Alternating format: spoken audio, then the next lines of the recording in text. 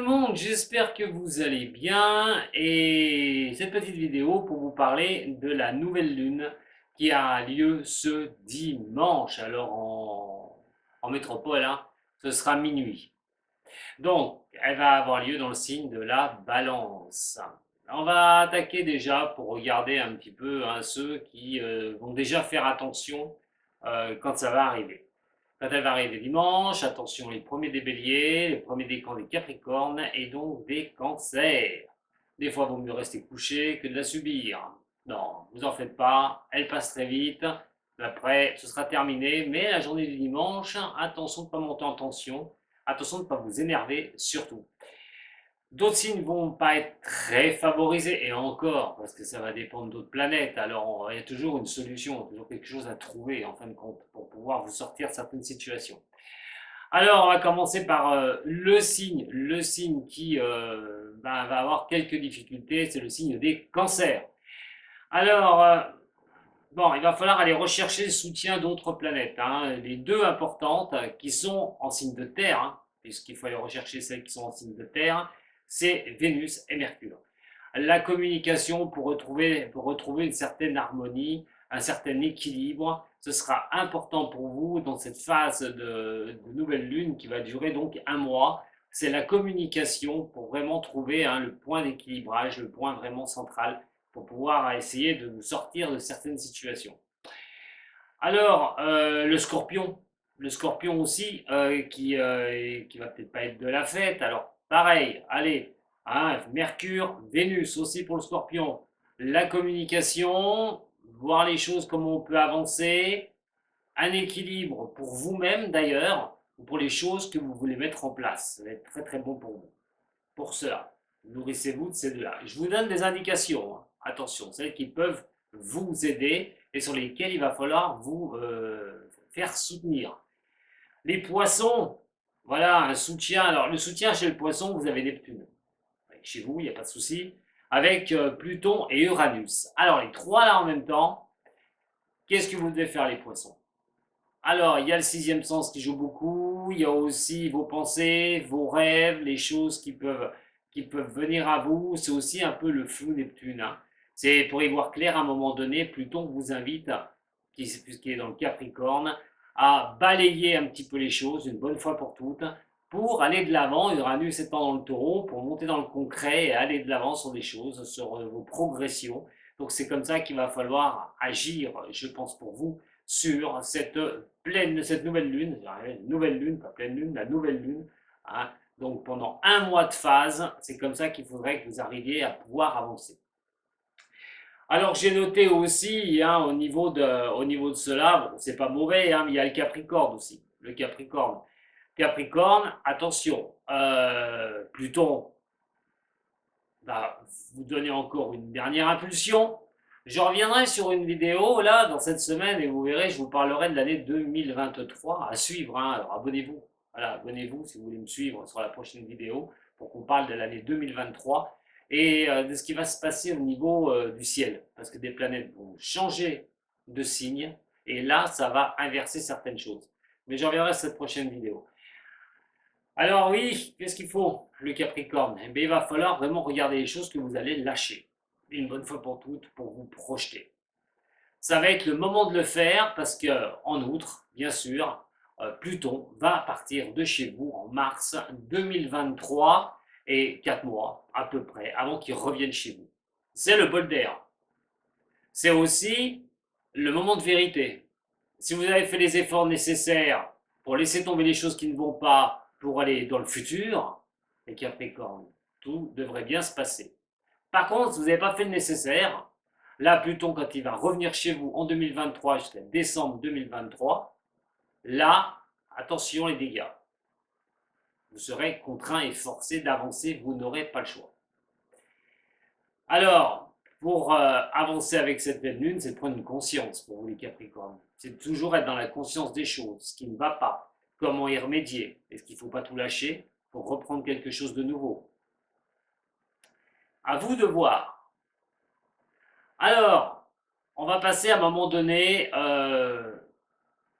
sur cette nouvelle lune qui va parler à qui? Au signe des balance, puisque je vous ai dit, cette nouvelle lune va être dans la balance. Le sixième sens, les remontées, les choses qu'on ressent, très bonnes pour vous, les signes de balance. Hein, c'est vos avancées, c'est les objectifs que vous mettez en place. Pour moi, c'est une analyse des choses pour pouvoir avancer. Alors, il n'y a pas que vous, puisque automatiquement, ça va bénéficier aussi à tous les signes d'air, les Verseaux, les Gémeaux. Mais aussi, vu les angles favorables, les Lions et les Sagittaires, il faudra en profiter.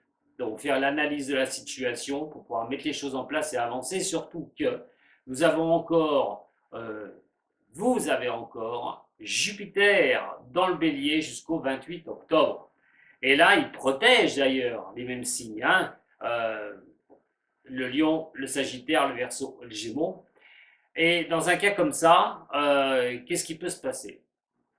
Surtout qu'il va y avoir une opposition. Et cette opposition va avoir lieu avec la balance. Eh oui, une opposition entre la nouvelle lune qui est en balance et Jupiter qui va être en bélier. Alors Jupiter en bélier, c'est l'exaltation. Jupiter, ce qu'on appelle la bénéfique, c'est celle qui donne une énergie énorme. Mais on a la nouvelle lune, c'est les émotions, les ressentis, le sixième sens, qui va plus appuyer là-dessus. C'est-à-dire que cette opposition Jupiter va plus appuyer sur les ressentis. Attention aux émotions. Alors c'est de pas trop en faire non plus. C'est attention à votre impatience. Hein, trop de sensibilité peut nuire aussi, d'être un peu trop au fil du rasoir. C'est les excès que vous pourriez occasionner. Hein, donc il va falloir quand même faire attention quand on a cette opposition comme ça hein, de la Lune hein, en balance et donc de Jupiter en bélier. Donc comme je vous ai dit, le bélier, donc c'est vrai que Jupiter vous protège à balance, le lion, le sagittaire, le verseau, le gémeaux. Vous êtes protégé jusqu'au 28 octobre, en plus que vous avez donc la possibilité de voir les choses, ce sixième sens, c'est remonter, mettre des choses en place, voir pourquoi ça ne fonctionne pas pour mettre quelque chose d'autre à la place ou pour annuler quelque chose si vous voyez que vous êtes dans le pétrin. Voilà, c'est vraiment les choses que vous pouvez mettre en avant, c'est vraiment les avancées notoires et vous pouvez le faire. Mais pour certains signes que j'ai cités là, attention quand même à votre impatience. Elle pourrait vraiment un petit peu vous jouer des tours et vous mettre un petit peu sur les nerfs. Surtout si vous ne voyez pas encore les choses et que votre sixième sens vous donne des messages et que ce sixième sens, ce serait tu vas y arriver, là c'est rapide, et puis en fait vous voyez que c'est pas si rapide que ça, et là ça pourrait un petit peu occasionner certaines choses au niveau de vos émotions. Donc on se relaxe surtout. Alors, Mercure dans la Vierge et avec Vénus. Vénus va bientôt bouger puisqu'elle va partir après en balance. Mais pour l'instant, elle est dans la Vierge. Donc, dans ce signe de terre, un Mercure, un Vénus, la communication, là, on essaie de trouver la douceur, le point central au niveau de l'amour, par exemple, mais aussi de garder une certaine harmonie, une certaine phase en soi, d'être dans une bonne phase avec vous-même. Et donc, c'est bon pour les Capricornes, pas mal quand même. Et donc, vous devriez avoir de très belles choses, puisque c'est dans la Vierge, avec les signes d'eau, les scorpions, même les cancers, mais comme Mercure, comme je vous ai dit tout à l'heure, les scorpions, vous avez le soutien de Mercure, donc comme il est dans un signe de terre, il faut en profiter. Donc Mercure dans la Vierge et Vénus dans la Vierge, comme je vous ai dit, les scorpions ainsi que les cancers, profitez-en. La communication, l'harmonie, trouver le point central, le point d'équilibre. Voilà, ce soit en amour ou dans ce que vous souhaitez, de ce que vous voulez. Uranus est toujours dans le taureau, le pousse toujours à changer les choses, à avancer, à ne pas stagner. Donc allez-y, c'est plutôt tout ça peut être positif pour les poissons, les cancers, les scorpions, les vierges et les taureaux. Voilà. Mais écoutez, je crois qu'on a dressé un petit bilan actuel de cette nouvelle lune. Alors, cette semaine, vous allez retrouver la vidéo 2023.